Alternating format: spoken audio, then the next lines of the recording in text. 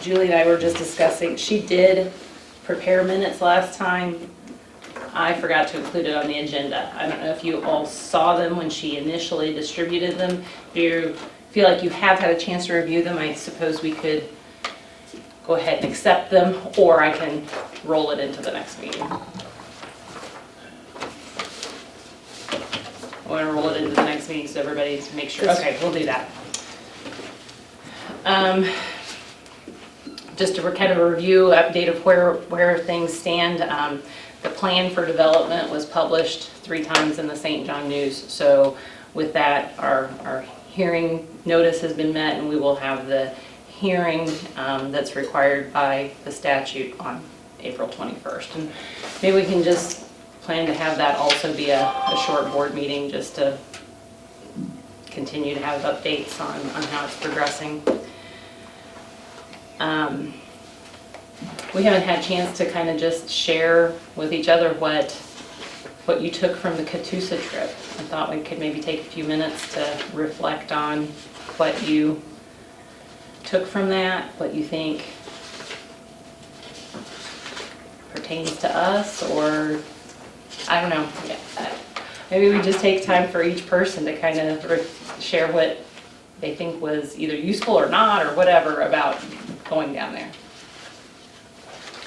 Well, I wish Chad would have been able to make it. I thought it was very interesting. I was very impressed with how much of an industrial park they had that really didn't depend on the rail or the water. Just the infrastructure that they had, they could bring businesses in. I was very, visiting with them, I was very impressed with how open they were and willing to answer questions and willing to help with us in any way. And I was pretty pumped up about it. I think we got a lot of good ideas. Yeah. They were very enthusiastic, very willing to help us, all 3 of them. It was impressive.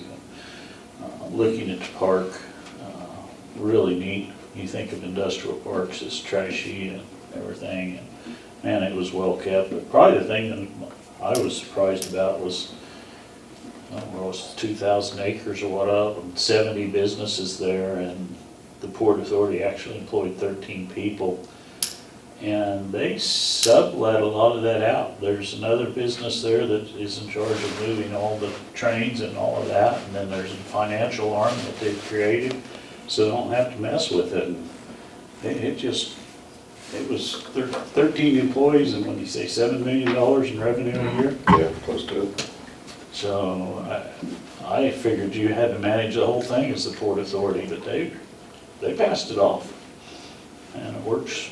Created 2 businesses, it looked like to me, so they didn't have the overhead. Have you been down there, Chad? I have not. I'd be willing to go back. I mean, it was. The first time I was there was probably 30 years ago. And there was the canal and the dock and a couple of buildings. And I was just blown away of driving in there and see what was available. I mean, what was there. And like you said, I was very few employees, and it was pretty impressive. Just for being a backwater to the Verticus River, it's done quite a few things. And I asked him if you know, what's the economic impact? What do you think? And he said, we just can't figure out how to measure it. He says, we know it's huge, but where do you stop and where do you start when you measure? And But he did say they could go backwards and take everything out. yeah, yeah. But as far as, the total economic impact, they had no idea. Yeah, But it's got to be huge. it's got to be. I mean, what we saw, the people that were employed there, and that plastic plant they had, that was interesting. They bought the ground for them, they bought the building, they furnished the equipment. So yeah, in most cases, the businesses own their own improvements. Yeah. But that was one exception Yeah. where that company didn't want Yeah. to own the building, Yeah. so they leased it for a long time. Yeah, and he said, we wouldn't do that A lot of again, money. but he said that's one of our biggest cash cows now. They said they basically, what their rent was, basically paid for the building and all the equipment, Really? but they did not want to own the building and equipment for some tax Yeah. reason. So each individual company is in charge of their own infrastructure, Yep. Yep, and that includes roads and. The Port Authority, I think, took care of the roads and the maintenance and, Were the roads paved? yeah, Oh, they were yeah. like 4-lane concrete roads.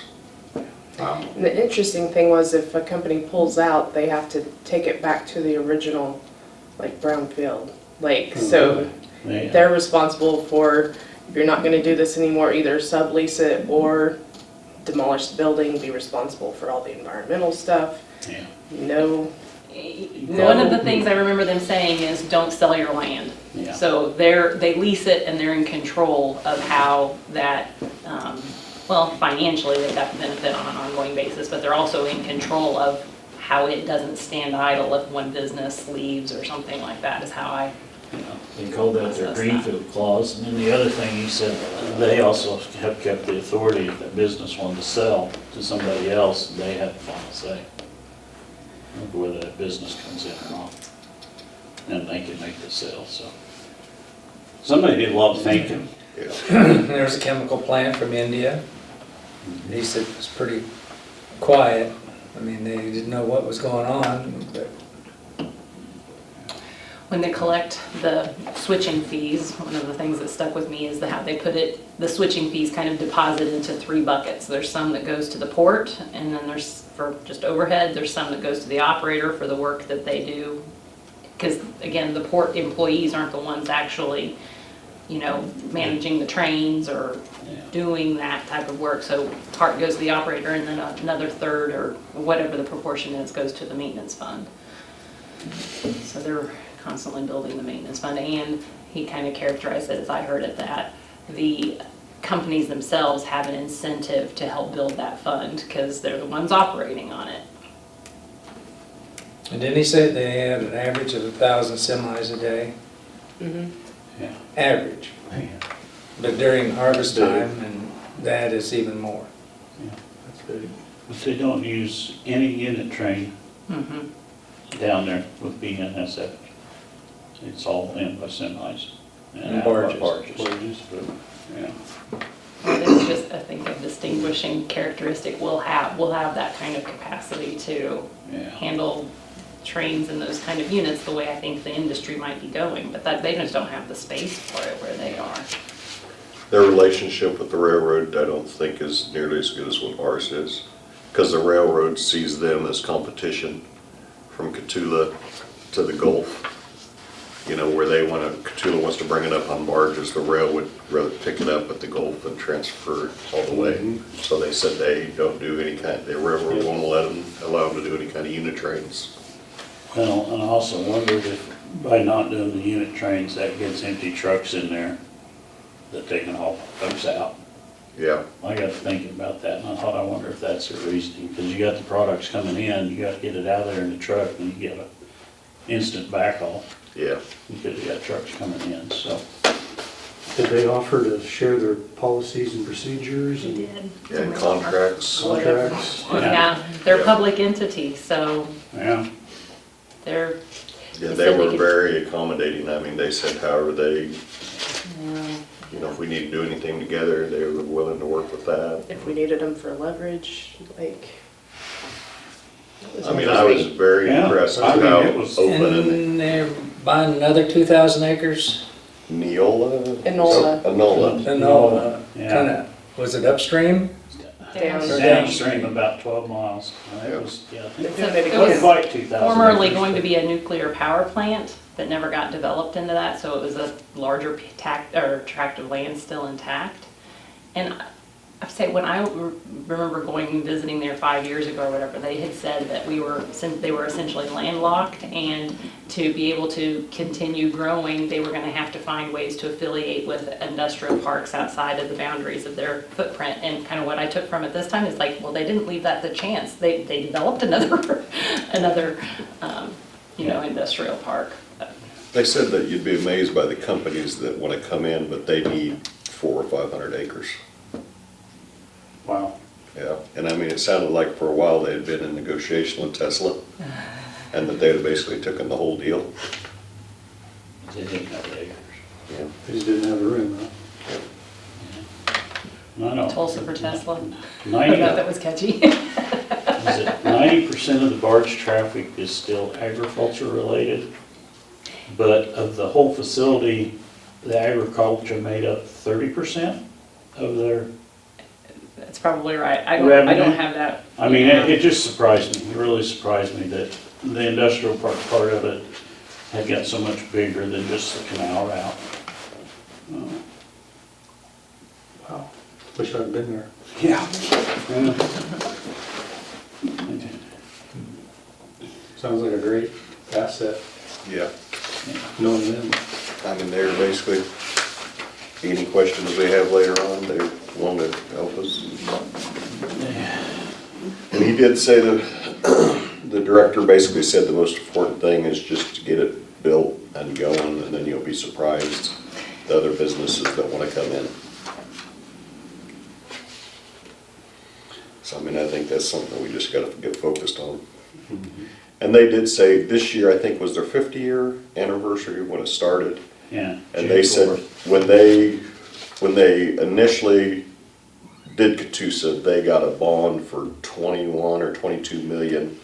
And their promise to the taxpayers is if you give us this bond, we'll never come to you for more money. And they said they never have.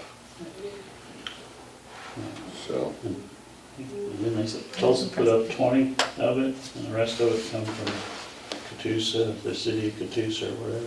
Give us a breakdown, because I was surprised Tulsa would. yeah. It Jumped in is technically that a joint Venture. venture of the city of Tulsa and Rogers County. Okay, that's what it was, it was, okay. Or joint ven, I mean, whatever, maybe joint venture isn't the right word for it, but it is they share Yeah. the jurisdiction or the responsibility over it. And the water, gas, and electric was it Catoosa or Tulsa that supplied? I mean, the Port Authority wasn't involved with the electric, gas, and water in the facility. They just, infrastructure and the Yeah. ground So itself. everyone has their own utility bill. Yep. Yeah. And service, like they're not going and fixing power lines when there's an ice storm or something like that. They aren't a utility themselves. They leased the ground per acre, you know, on just to cash so much a year for the ground that their property sits on. And then they give them basically a tonnage rate of tons and stuff that go in and out. And if it's on the rail, then there's a switching fee. That's how they generate their income. Yeah. And then the switching fees went down for some of them as the volume, they needed a certain volume, and then once they reached that, then they discounted it if the volume was greater. So they shared a lot. I mean, they really did. They shared a lot.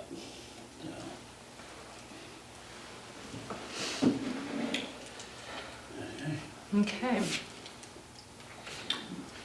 On the way back, Julie brought up a good idea that, you know, once we get going down the road on this a little bit, that maybe we ought to, you know, one of the commissioners and a couple of the Port Authority people maybe ought to go around to the different city council meetings in Maxville and St. John and Stafford and explain, you know, what's going on and what our plan is. And because, I mean, as it gets going on, there's gonna be 100 different stories of how things are.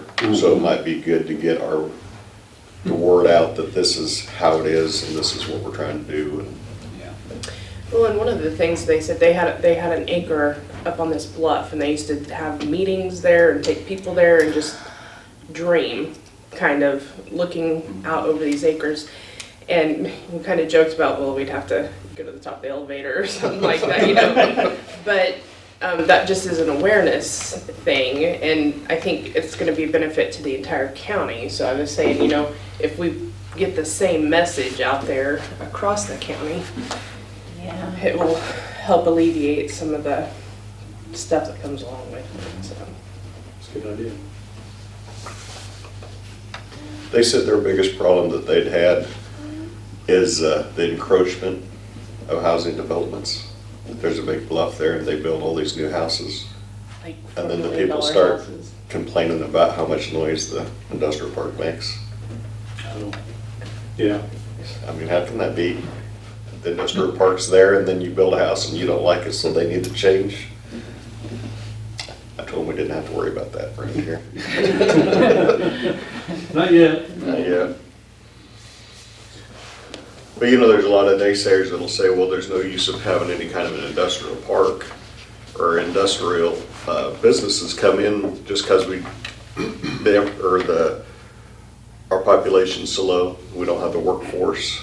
But I mean, you know, if we could get a business to come in, a manufacturing business, we'd probably employ people from Great Bend and Pratt and Hutch. But I mean, we have a lot of kids in Stafford County graduate every year that if they had a reason to come back, they'd like to stay. So over time, we can build our workforce. You know, if we can get the business to come here and supply the employees without a county, gradually start employing our own people in county, I mean, I think it's a good deal. Good morning, Bryce. Morning. We're just talking about how, the impression you got from or what we got from Port of Catoosa. Okay. I just got the tail end of what you were saying, you know, but I was amazed by the amount of business and the traffic that they were doing down there, and I think that it could be a real good deal here. You know, obviously probably at a little bit smaller scale than what they have with 70-some businesses, but it's all scalable. Yeah, and we do have an asset of 281 on US 50. Yeah, I mean, that's huge. and we're at a great advantage with the main line running past us too. You know, we kind of inherited that advantage just by being where we are, but. Yeah.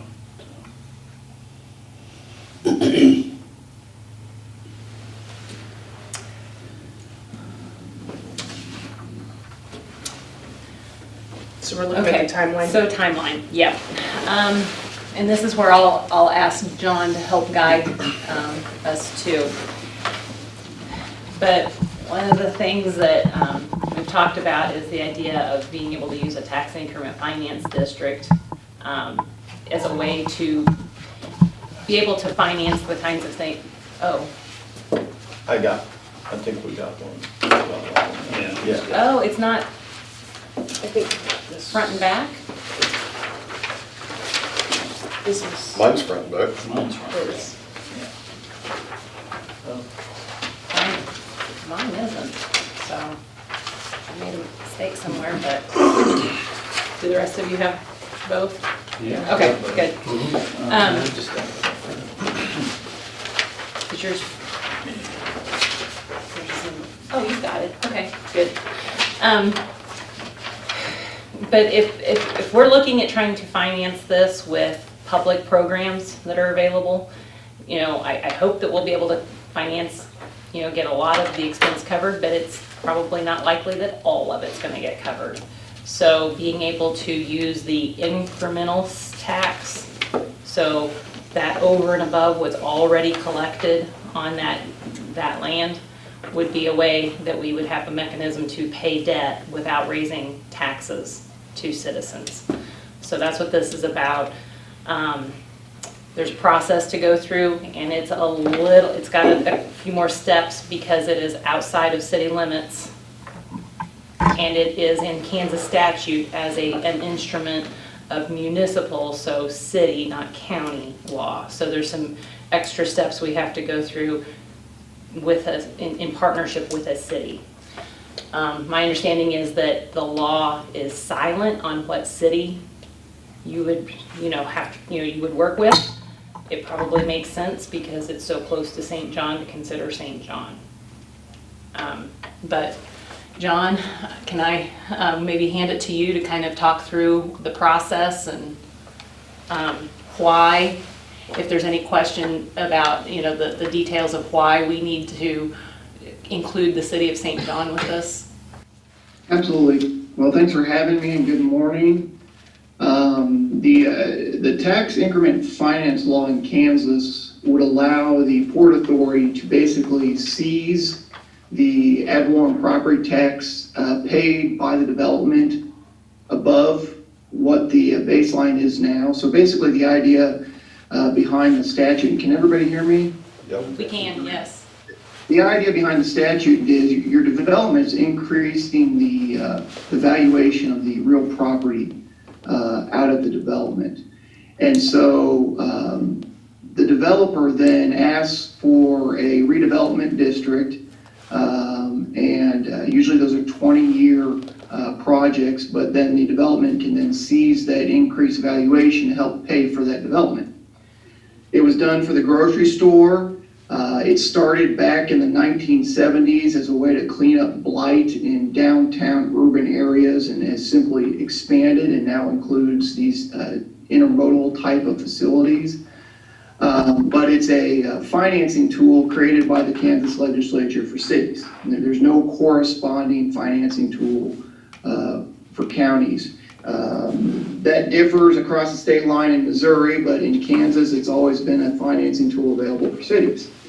But the one thing about this specific tool is that a city can create a redevelopment district outside the city limits. And in doing so, it has to have the blessing of the county. And so the timeline that Carolyn and her staff created is kind of a simultaneous county-city timeline, which allows the process to be sped up a bit, which has the county basically approving the redevelopment at the same time that the city's establishing that redevelopment district. But it basically, it starts with a plan, okay? And for those of you involved in the grocery store development, there was a, I don't know, 10-page plan that included basically drawings, so that there has to be boundaries created for this development district, created a financing plan, and that plan, and in most cities they just call it an application, but that application is submitted to the city, and it says this is what we're attempting to do, this is the cost breakdown, this is what we think the tax increment financing project's going to help us pay for this project. This is what we anticipate is the ad valorem property taxes that will be seized. And in the case of the grocery store, there was also a sales tax provision. And so that sales tax that is generated specifically by the grocery store is then collected by the state treasurer, forwarded to the city. I think the city then forwards it to economic development for paying down. The economic development is the developer. In this situation, the Port Authority is the developer. So the developer receives those finances and then uses it to pay for the project. The idea being is that sales tax would not have been collected but for the grocery store, so we use the sales tax collected by the grocery store to help pay for the grocery store. After 20 years then, the district ends. And it can end actually before the 20 years is up, depending on when the project is paid for, and then that sales tax is just collected by the city. So the plan gets, the application gets made to the city, and the city sets a hearing date, public hearing. The public gets to provide their input, and the school district gets to provide its input, since it's a taxing entity within the county. And at that hearing, if there are no further objections, the city passes an ordinance. That's kind of the short process. At the same time, the county has to go through a public hearing and hear from the public as to whether it should approve that redevelopment district. Again, the city's involvement is just specifically because of the way the statute is written. I tried to do some research last night, and these county city projects, they're more prevalent in the larger urban areas. Sedgwick County's got a number of them. Lee County had a number of them related to their river up there. But, it's kind of what was mentioned earlier, because you have published your Port Authority plan, and you've got a hearing scheduled on that, I think it's incumbent upon this group to basically go to the city and present to the city, keep them in the light as to what's going on. I haven't been asked any questions by any council members, but I did have the city clerk asked me specifically about what this will entail, simply because they're gonna wanna know, what role they're gonna play, whether there's infrastructure issues they need to deal with. And really because it's their financing tool, they need to be involved from the beginning. So I think when we look at the timeline, we're down by about 2 weeks because we're gonna have to probably do that presentation to the city first. We're still working on the TIF application, which will be the same application presented to both the county and the city. But we're still kind of at the beginning of finishing that. So yeah, I mean, it is, I don't want to say it's a friendly way of keeping the taxpayers from increased taxes, so to speak. And I know I'm not a policymaker, a decision maker, so I see things completely different from those that are. But at the same time, there's a lot of people that are concerned that what we're doing is taking money that's tax money and we're giving it to developers. But in this instance, the developer is actually a public entity. So does anybody have any questions about how that TIF district works?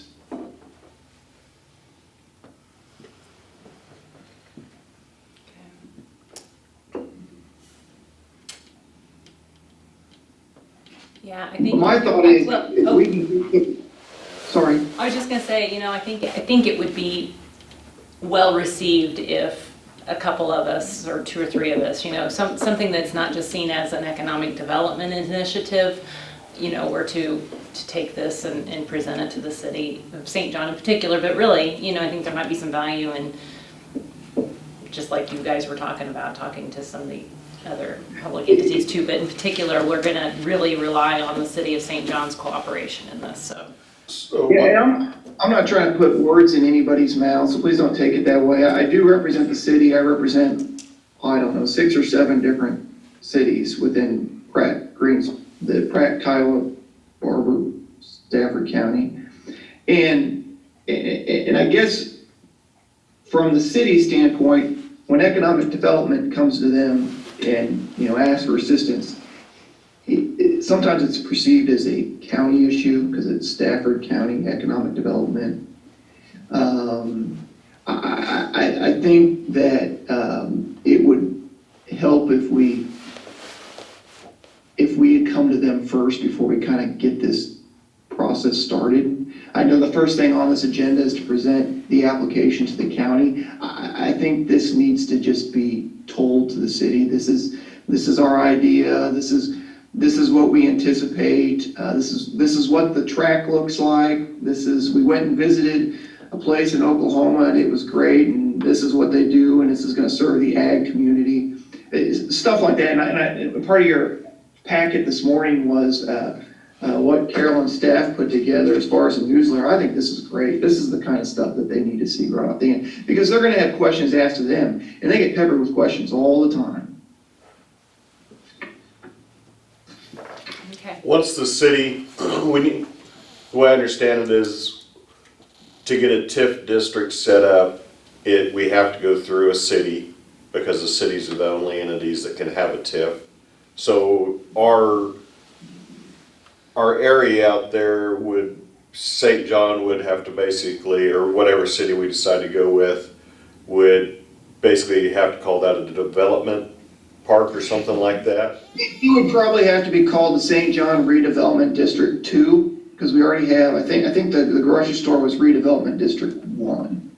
Or we can call it the Port Authority Redevelopment District, but you're correct, that they create a redevelopment district, and the boundaries are probably what I don't know, I'd have to piece together the legal, but it's going to be the boundaries of that property that you intend to purchase. Okay, but then that's basically all the farther participation of this city would go with the Port Authority and the industrial park. Yeah, they will have, that is absolutely correct. They will have some publication requirements of some resolutions and that nature, but once they pass the ordinance, and you guys might have to help me with this as county commissioners, I think the property taxes go from the treasurer back to the county clerk, and the county clerk would just give the money to That's the way it's happening with the grocery store. We get money from the ad valorem property taxes directly from the county. You know what? I take that back. The county does give it to the city, and then the city gives it to us. And I think that's kind of the left hand needs to know what the right hand's doing. I think Jamie just reviews it and puts her initials on it or something. Right. But that's the involvement. They would not have any, matter of fact, we were talking about this yesterday. We don't think there's even any utilities that the city would need to do. I don't know whether there's any infrastructure whatsoever. I know there's been talk about one of the railroad, grades over there is kind of not in the greatest condition, and the city was gonna do some work to it, but, I don't know whether, are the trucks even go on city property? No, That's gonna be a question that'll be asked, because they're gonna have a truck route. no. Yeah, I just, I'd have to talk with Jeff and Jamie. I don't know any involvement the city would have even as far as infrastructure. And it's not, I mean, some people think it's like an annexation. It's not an annexation. There would be, and quite candidly, I've not thought about whether there's any advantage for either of the entities that go through an annexation, but it is going to be used the pivot's gonna be used, so it's gonna be ag, so they can't even annex the property without the permission of the Port Authority. Because anything 25 acres or greater can't be annexed, ag property. For the type of development that we're doing right now, I've already done some inquiring about options for, I mean, it's gonna need water and sewer just for an office. And that we can do that without hooking up to a municipality, and that's allowed here. I suppose time goes on and there's a different type of business, we would probably address that as it comes, maybe do another TIF if we have to build out a water and sewer line from the city of St. John to pay for that. I don't know, those could be options, but it's not something that has to be handled right now. Yeah, I don't see there ever being any facility out there that you'd need to run sewer out there that far. I mean, it's not gonna be a housing development. There were a processing plant of some type, that might be, I mean, when I say processing, I'm not taking 4,000 head a day cattle, but any type of food processing plant would be, to me, one example where you probably have to be tied into a sewer but we're not there yet, obviously. So we're at least 2 weeks behind this because it has to go to the city. Yeah, but I'll note that you guys haven't even, your plan hasn't passed yet. Your public hearing's not until April 21st, so we would see, and I meant to look at this and adjust some of these dates, and I just didn't get to it last night. Well, this was prepared by Polsinelli. This was when I asked about, so they prepared it, and they prepared it, with a date that started right away, and we'd already missed that date 2 weeks ago. And so that was what I was adjusting when I said I needed to send it out on Monday. And so we've adjusted the dates to start essentially now, which may still be rushing the process. We can adjust the dates again. Yeah, because the county's not gonna pass a resolution today. But I don't think there's anything wrong with running it simultaneous. I guess I'd be surprised if the city requests the option number 2. I just think it's unnecessary. And if you gotta remember that some of this is, on these dates, are related to the issuance of bonds, and that may be something to consider down the road, but it wasn't necessary in the grocery store, and it's probably not necessary here. We ended up going through a bond in the grocery store, not to finance the facility, but because there wasn't a public entity as the developer, it was not sales tax exempt on the construction materials, and the sales tax on construction materials alone was $200,000 in that project. So we went through the process of issuing, on paper, an industrial revenue bond that really ended up being, again, a kind of a paper exchange. There was a lease and lease back provision, and it was never used as a true financing tool. But It saved a lot of money on sales tax, even though we had $16,000 worth of legal costs to be able to do that, but it was worth it in that project. But with the port being the developer, it is by its definition tax exempt, sales tax. The So, legislature didn't want to exempt that project from the sales tax, so we had to do it, Carolyn had to do an end around the legislature. Essentially what happened there. So do we need to have our meeting that we were gonna have with the city after our April 21st? No, not necessarily. I mean, if you have a mob of people show up on April 21st and complain that this is a bad idea, then you can just stop the process. That meeting requirement, and a lot of those statutes are developed specifically to deal with issues related to wetlands and downstream people that may be affected by when you think of a port authority, people think of water. And so a lot of those statutes, and I can't even for the life of me think of where that would be applicable in Kansas, but a lot of those statutes are developed specifically to give those type of landowners a say. You know, for example, the statute says that for everybody downstream or down water or have specific issues related to water are required to get a different kind of notice and publication under that statute, and there weren't people even remotely close to, landowners remotely close to that type of landowner in this instance. So I'm gonna guess that you're not gonna have anybody even show up on the 21st. It's just that they paint, with these statutes, they just paint with a broad stroke, so.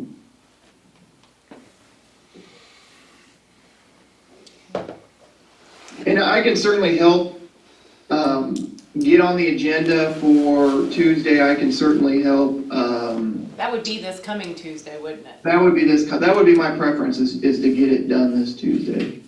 I have not looked at the agenda. I know that I've got a couple ordinances I prepared for them, but I asked that you kind of go to the front so you can do your presentation and update them and move on.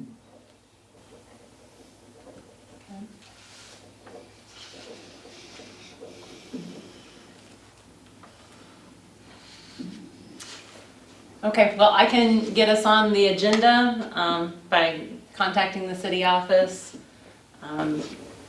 Any volunteers to go with me? Or I could do it. maybe, okay. I think only one commissioner can go, can't we? Yeah, I can go, that's fine. Okay. And basically, it's just gonna be kind of informational, tell the city what we're working on doing and how we'd like to work with them on this and how we feel this would affect the city. Yeah, the only concern I had was from staff because the tax issue with the grocery store apparently involves a lot of paperwork, and I just said it's not even an issue in this case.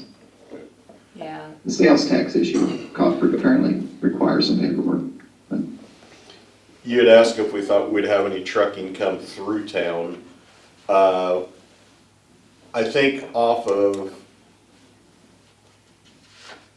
I think it'll either be coming off the blacktop a mile south of town or coming straight up north off Highway 50. And if there's much truck traffic coming from the northwest part of the county, I think it will turn and be a mile west outside of St. John. There's a dirt road that cuts from the blacktop, First Street blacktop over, and that would probably either be the township or the county's responsibility to take care of that road. So as far as road damage from a lot of trucks in town, I don't think the city needs to worry about that. and the city's making a concerted effort to really clean up the streets and addressing truck parking and truck issues is something that they're working on. I don't know how far along they are, but they've got a truck lot that's even going in north of town for overnight parking, specifically just to keep trucks off the streets. And at one point, we were working on a truck route that got adopted, and I'm not sure the signs ever got posted on it though, until we got the truck lot.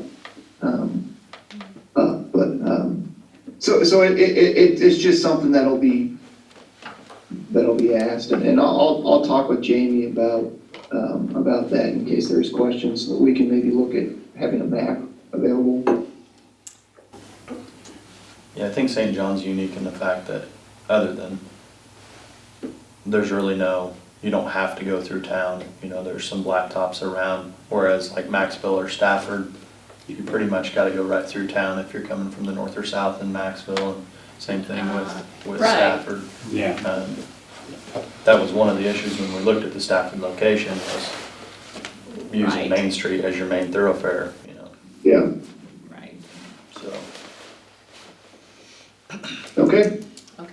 great. Thank Any you. questions? And Carolyn, I can help put together that package, just so if you Okay. need anything, just ask. Okay, will do. I'll probably be in touch.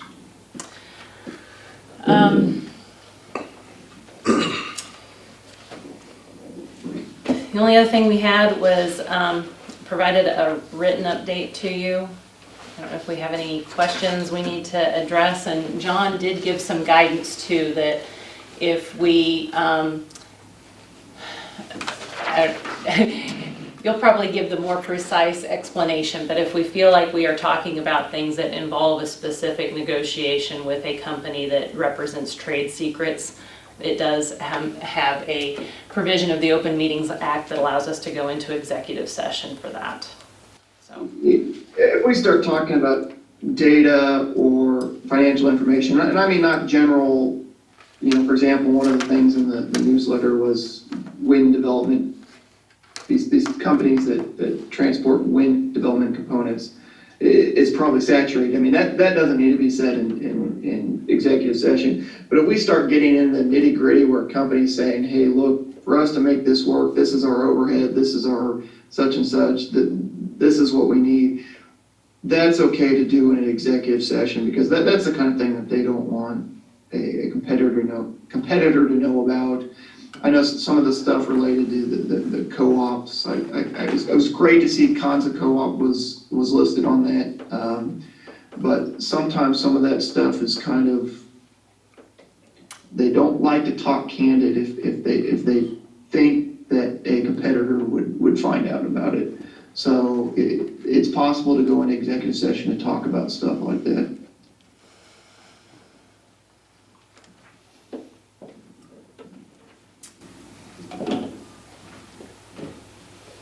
so yeah, in addition to what I put in there Friday, Monday, I had a conversation with the company Savage Services that Vnsf had referred me to, that does really kind of logistics. It was an interesting conversation. That might be one that getting a lot of details might be something I'm more comfortable talking about in a more discreet way, but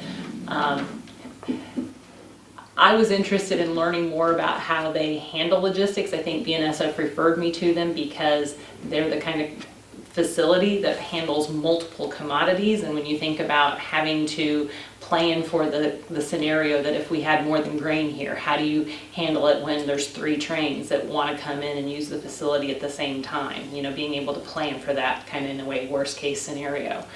And that they have a facility in, I don't remember, North Dakota, I can't remember what the town is, that handles multiple commodities. So I talked with them.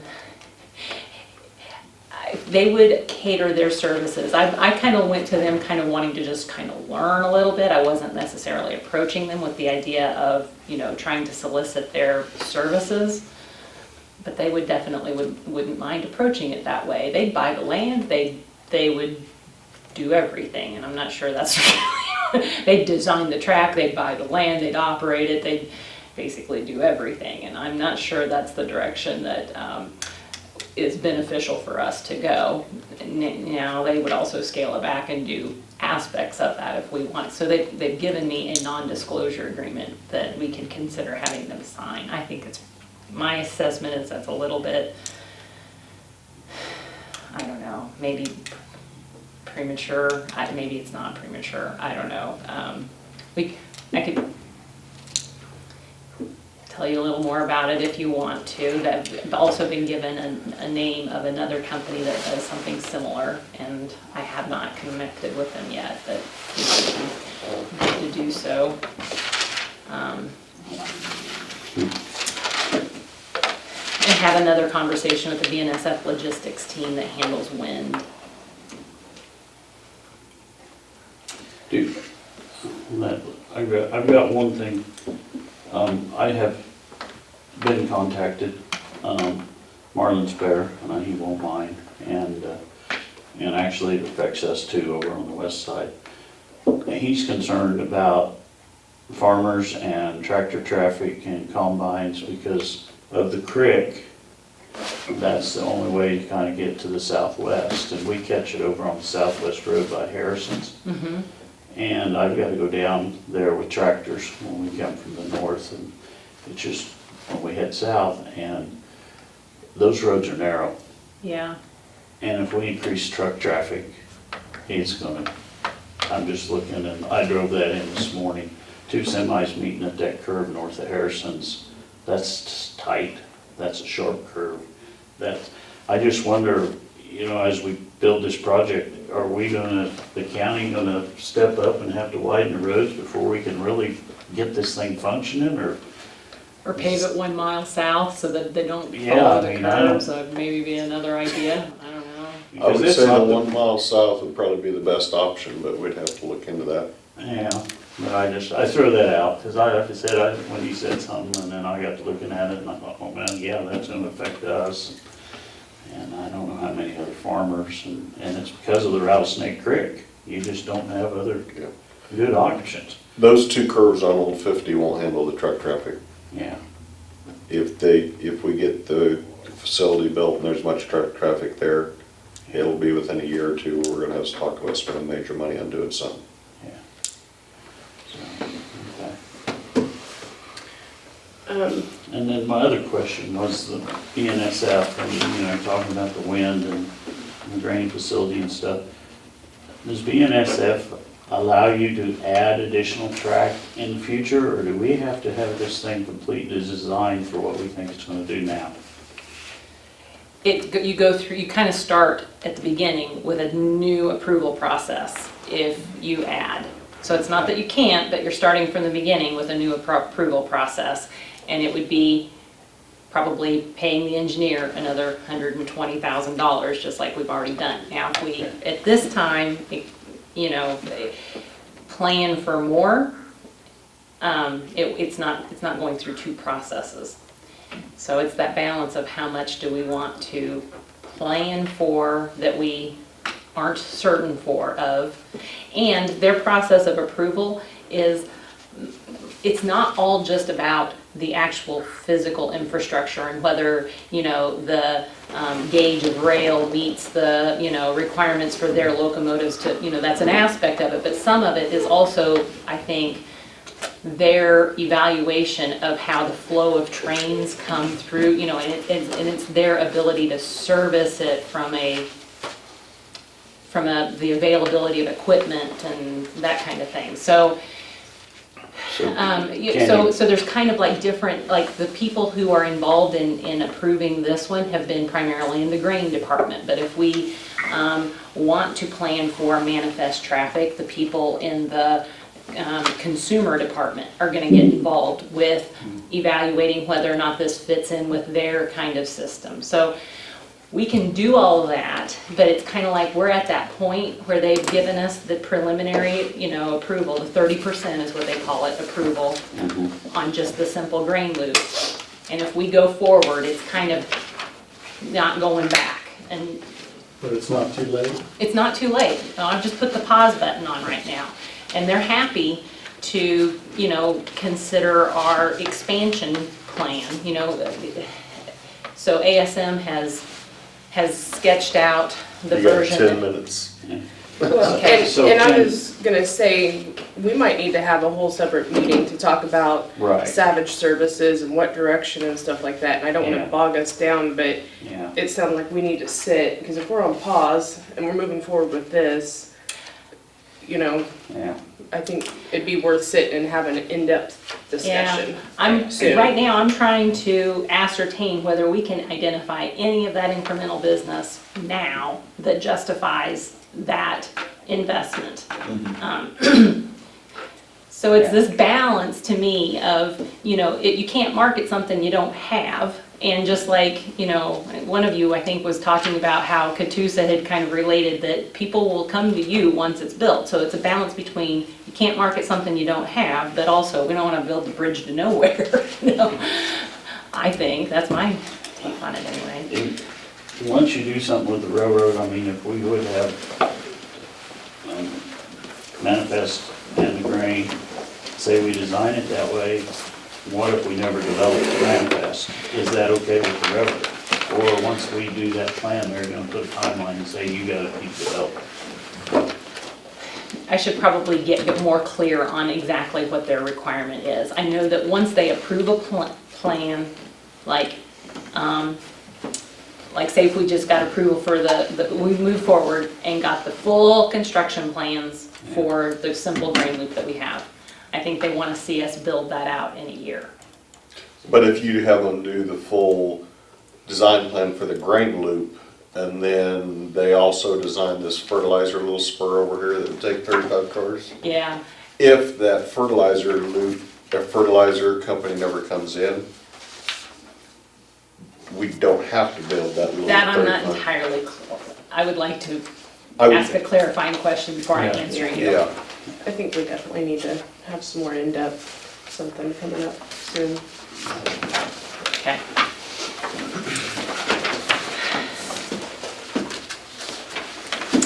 So with that, do you want to plan for another kind of format like this on the 21st? I mean, we have the hearing set at 8 a.m., but we could meet a little earlier to cover updates in general. You want to try that? it's fine with me. Okay. Do you want to do 7:30 or 7 or what? I'll do what you guys want to do. I say 7, but I get up early. Thank you. Might as well do 5. I don't know, I'm concerned time-wise. I'm good with I 5. mean, if we have some, well, I mean, I'll show up. But like, if we have some big stuff, I don't know if 30 minutes is gonna be enough to go in depth and do that. So, I mean, I don't You know, mind. and Wind River's having their shareholder meeting, or, you know, their board of director meeting, April 5th. And I will also have much more specific feedback from Wind River that I think can plays into how we do our operating agreement with them. So, Let's do it at 7. okay. That'll give us an hour. Yeah.